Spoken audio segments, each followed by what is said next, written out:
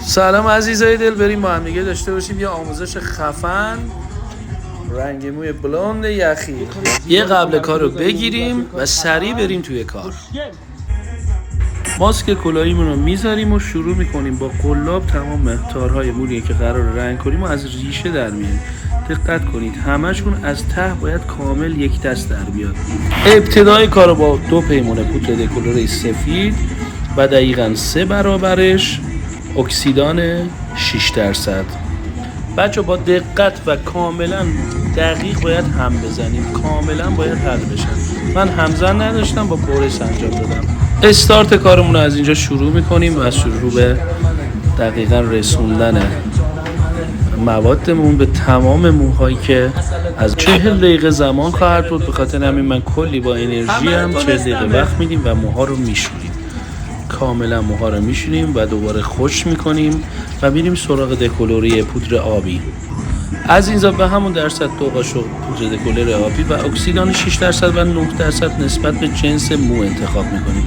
من 6% رو انتخاب کردم. همونطور که گفتم خوب هم میزنیم.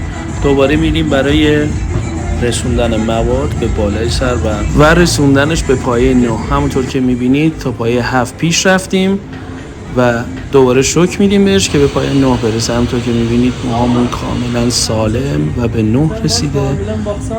این جنس موه میبینید اصلا کیفیتش تغییری نکرده، بسیار عالی و زیبا.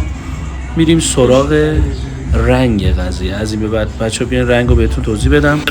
همونطور که مشاهده میکنین یخی نقره‌ای و بلوند خاکستری خیلی روشن. من از این 3 تا رنگ استفاده کردم واسه یخی مورد الان بهتون توضیح میدم.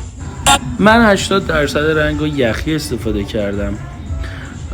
80% رو یخی استفاده کردم. همونطور که میبینید به این میزان دقیقاً استفاده کنید. بچه ترکیب خیلی مهمه، دقت کنید.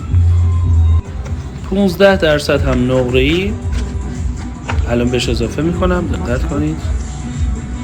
تویپو باز کردم. 15% نقره‌ای و بچه ها ببینید 5% بلوند روشن استفاده میکنیم، خیلی روشن. بله همونطور که میبینید اینجا دقت داشته باشید بچه ها. واسه رنگمون از اکسیدان 9% استفاده میکنیم. این از اکسیدان 9% همون. باز به همون مقدار دقیقا 3 برابر رنگی که داریم اکسیدان اضافه میکنیم و شروع به هم زدن میکنیم.